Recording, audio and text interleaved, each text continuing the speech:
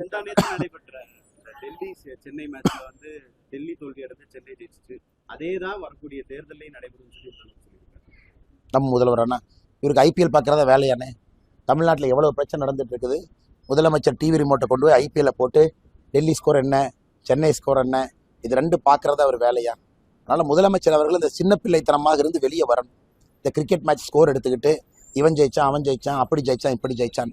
அண்ணே, டெல்லி நம்முடைய சென்னை அணி அதில் இருக்கக்கூடிய எல்லாருமே தமிழ் ஆட்டக்காரர்கள் எல்லா இடத்துலையும் போய் ஆடுறாங்க, எல்லா அணிக்கும் ஆடுறாங்க.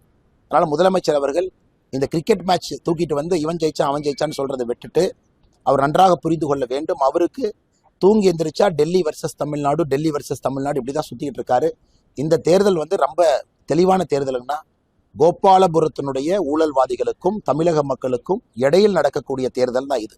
கோபாலபுரத்தினுடைய ஊழல்வாதிகள் ஒரு பக்கம், தமிழக மக்கள் ஒரு பக்கம்.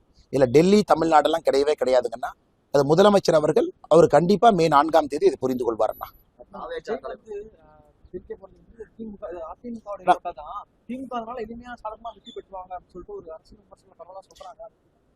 விஜய் அவர்கள் அவருடைய கட்சி, அவர் மக்கள் மன்றத்தில் இருக்கிறாங்க, அவரு ஓட்டு கேட்கிறாரு, ஓட்டு சேர்க்கட்டும்னா அது அவருக்கு விட்டது. யாரு விஜய்க்கு போட வேண்டும் என்று நினைக்கின்றார்களோ தமிழக வெற்றி கழகத்துக்கு போறாங்க.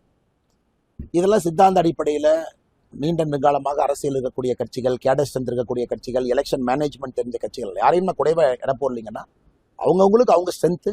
நான் என்டிஏனுடைய ஸ்ட்ரென்த்தை பத்தி பேசுறேங்கன்னா திமுக வேண்டாம் என்று மக்கள் முடிவு செய்து விட்டால் என்டிஏ வேண்டும் என்று தான் சொல்வார்கள். அதுதான் அரசியலினுடைய கள நிலவரம். அதைத்தான் நான் உங்களுக்கு சொன்னேங்க. தலைவர் பிரச்சாரத்தை எப்படி பாக்குறீங்க? சைக்கிள், ரோட் ஷோ, இளைஞர்கள்லாம் பின்னாடி போய் விழுகிறாங்க, விபத்துக்குள்ளாகிறாங்க.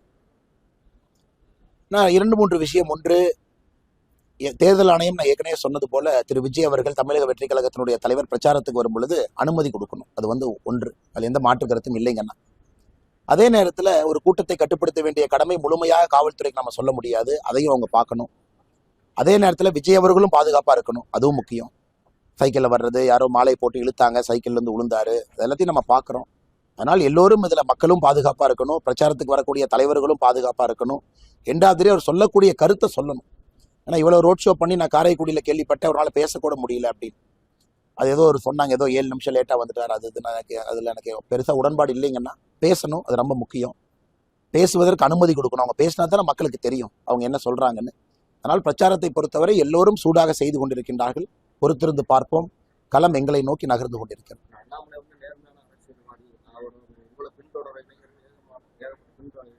நிறைய இளைஞர்கள் வந்து பாரதிய ஜனதா திடீர்னு சட்டமன்ற தேர்தல் அண்ணாமலை நிற்கல அப்படின்றப்ப மிகப்பெரிய வருத்தம். அந்த வருத்தமெல்லாம் இல்லைங்கன்னா எல்லா இளைஞர்கள் நம்மகிட்ட இருக்காங்கன்னா, நல்லவர்கள் இருக்கிறாங்க, வல்லவர்கள் இருக்கிறாங்க. அதுக்கு நான் இளைஞர்களை தப்பா சொல்ல பல இடத்துல நான் சொல்றேன்.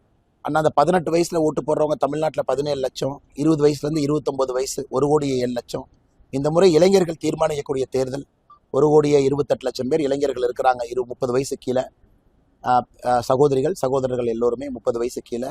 அவங்க ஆஸ்பிரேஷன் வேறங்கன்னா தமிழ்நாட்டினுடைய வளர்ச்சியை வேற மாதிரி பார்க்குறாங்க. அந்த ப்ரெஸ் மீட்டே எடுத்துக்கிட்டிங்கன்னா எத்தனை பேர் 30 வயசு கீழே இருக்கிறீங்க? 4-5 பேர் ப்ரெஸ் மீட்லேயே 30 வயசு கீழே இருக்கிறீங்க சகோதரர்கள். ஒரு காலத்தில் ஜேர்னலிஸ்ட்னா 50 வயசு 60 வயசு தான் பார்த்துருக்கோம். இன்னைக்கு நீங்களே வந்து கேள்வி கேட்குறீங்க, மீடியா சேனல் நடத்துறீங்க. அதனால் இளைஞர்கள் கையில் உலகம் வந்து விட்டது. அதனால் வாக்கு செலுத்தும் பொழுது யோசிச்சு போடுங்க. அது மட்டும்தான் என்னுடைய அன்பான வேண்டுகோள். என்டிஏவுக்கு போடுங்க அப்படிங்கிறது என்னுடைய வேண்டுகோள். அதை நீங்கள் நிறைவேற்றுவீங்க அப்படின்னு நாங்கள் நம்புறோம். நன்றிங்கண்ணா. உடம்பு பார்த்துக்கண்ணா. காங்கிரஸ், பாரதிய ஜனதா கட்சி, லட்சிய ஜனநாயக கூட்டணி நல்லா இருக்கு. காங்கிரஸ் திமுகவுடைய தோல்வி கூட்டணிக்கு இடையே வந்து ஒற்றுமை இல்லைங்கண்ணா. அவங்க கேம்பெயின் கூட ஒன்றா பண்ணல. நிறைய இடத்துல எக்ஸ்ட்ரா கேண்டிடேட்டை போட்டு வச்சிருந்தாங்க. காங்கிரஸ் 6 இடத்துல எக்ஸ்ட்ரா கேண்டிடேட்டு, திருமாவளவன் அண்ணன் 3 இடத்துல எக்ஸ்ட்ரா கேண்டிடேட்டு, மார்க்சிஸ்ட் கட்சி 3 இடத்துல எக்ஸ்ட்ரா கேண்டிடேட்டு. உதாரணத்துக்கு ராஜ்பவன் தொகுதி எடுத்துக்கிட்டிங்கன்னா பாரதிய ஜனதா கட்சி சார்பாக மாநில தலைவர் VP ராமலிங்கம் நிற்கிறார். அவருக்கு எதிராக கை சின்னமும் நிற்குது, உதயசூரியன் நிற்குது. எப்படின்னா மக்கள் ஓட் போடுவாங்க? ஒரு இடத்துல பார்த்தேன் பானையன் நிற்குது, உதயசூரியன் நிற்குது, கை சின்னமும் நிற்குது. ஆப்போசிட்ல பாரதிய ஜனதா கட்சி நிற்குது. அதனால் கூட்டணியில ஒற்றுமை இல்லை. புதுச்சேரியை பொறுத்தவரை அதே தோல்விக்கு வந்து ஒரு முழு காரணமாக இருக்கும். 2வது, அவங்களுக்கு முதலமைச்சர் வேட்பாளர் ஒரு பெரிய குழப்பம். காங்கிரஸை பொறுத்தவரை, நம்மை பொறுத்தவரை என் ரங்கசாமி ஐயா மிக தெளிவானது, முதலமைச்சர் வேட்பாளர் இல்லை. 3வது, ராகுல் காந்தியினுடைய பிரச்சாரம் ஒரே நாள் கடைசி நாள் வந்து பண்ணிட்டு போயிட்டார். ஸோ அதிலும் ராகுல் காந்தி அவர்கள் திமுகவினுடைய பெயரை சொல்லல, MK ஸ்டாலின் ஐயா பேரை சொல்லல. ஸ்டாலின் அவங்களும் ஒரு நாள் தான் போனாங்க, அவங்களும் ராகுல் காந்தி அவங்க பேரை சொல்ல, காங்கிரஸ் பேரை சொல்ல. அதனால் என்னை பொறுத்தவரை அங்கே இந்தி கூட்டணி படுதோல்வி அடையும். காரணம் நான் சொன்ன காரணங்களுக்காக. கேரளாவை பொறுத்தவரை காங்கிரஸ், கம்யூனிஸ்ட், பாரதிய ஜனதா கட்சி 3ம் கடுமையான போட்டி, மும்முனை போட்டி. இந்த முறை பாரதிய ஜனதா கட்சியை பொறுத்தவரை காசர்கோடு மஞ்சேஸ்வரில் இதற்கு முன்பு நம்ம 89 ஓட்டில் தோத்தோம். அப்புறம் ஒரு 800 ஓட்டில் தோத்தோம். அவ்வளோ க்ளோஸான எலெக்ஷனுங்கன்னா இந்த முறை அதுக்கு மஞ்சேஸ்வர் ஜெயிப்போம். பாலக்காடுலேருந்து ஆரம்பித்து திருச்சூர் ஜெயிப்போம். திருச்சூர்லேயே பார்த்தீங்கன்னா 2-3 நல்ல நாட்டிக்கான ஒரு தொகுதி இருக்குது, அங்கே தான் ஜெயிப்போம். தேவிக்குளம் ரொம்ப சிறப்பாக இருக்குது. திருவனந்தபுரத்தில் 2-3 தொகுதி நல்லா இருக்குது. களக்கூட்டம் நல்லா இருக்குது. அதனால் நான் நிறைய பேர் எதுக்கு சொல்கிறேன்னாங்கன்னா, நிறைய தொகுதிகளில் இந்த முறை பாரதிய ஜனதா கட்சியினுடைய வெற்றி கேரளாவில் கிடைக்கும். அதனால் இது கேரளாவில் இந்த முறை ஒரு டேர்னிங் பாயிண்டாக இந்த எலெக்ஷன் பாரதிய ஜனதா கட்சிக்கு அமையும் என்பதில் எந்த மாற்று கருத்தும் இல்லை. அதே நேரத்தில் கம்யூனிஸ்ட் ஆட்சி மக்கள் வேண்டாம் என்று முடிவு செய்து விட்டார்கள். அந்த எதிர்வாக்குகள் யாருக்கு போயிருக்குன்னு நம்ம தேர்தல் ரிசல்ட் வந்த பிறகுதான் நமக்கு தெரியுங்க. இந்த முறை அமித்ஷா பிரச்சாரத்துக்கு வருவாங்க.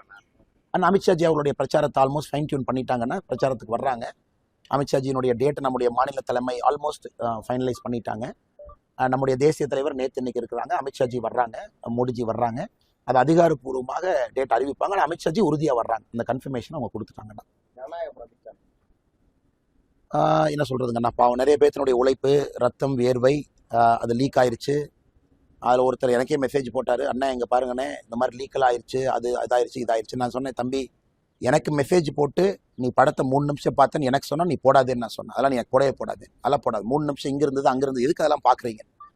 பார்க்குறோம்னா தியேட்டருக்கு போய் பார்ப்போம், இல்லாட்டா அவங்க ஓடிடி ரிலீஸ் பண்ணுவாங்க, அன்னைக்கு போய் பார்ப்போம். அப்படி என்ன அப்படின்னா நமக்கு வேறு வேலையே இல்லையாங்கண்ணா. ரிலீஸ் ஆகி எங்கேயோ லீக் ஆனதை 3 நிமிஷம் 4 நிமிஷம் ஏன் போய் பார்க்கணும்? அது முறையாக போய் பார்ப்போம். எல்லோருக்கும் நாம் செலுத்த வேண்டிய பணம் முறையாக போய் சேரட்டும். அதனால் இந்த நேரத்தில் இது நடந்திருக்க கூடாது, ரொம்ப தவறு தான். அது ஃபோரன்சிக் இன்வெஸ்டிகேஷன் பண்ணி எங்கிருந்து லீக் ஆச்சோ அதை கண்டிப்பாக நடவடிக்கை எடுக்கணும், எந்த மாற்று கருத்தும் இல்லை. அவர்களுக்கு நம்பிக்கை இருக்குன்னா சிபிஐ நோக்கியும் போகட்டும். கேவிஎன் ப்ரொடக்ஷன் கம்பெனி மிக நிச்சயமாக அதை பிடிக்கணும். யார் இன்வால்வ் ஆகிருக்காங்க நம்ம தெரிஞ்சுக்கணும். தெரிஞ்சால் மட்டும்தான் க்ளோஷர் கிடைக்கும். அதே நேரத்தில் யாராவது அப்படி பார்த்தா கூட தயவு செஞ்சு அவாய்ட் பண்ணுங்க, தவிருங்க. சினிமா தியேட்டரில் போய் பாருங்க. உழைப்பாளிகளுக்கு அங்கீகாரம் கொடுக்கும்.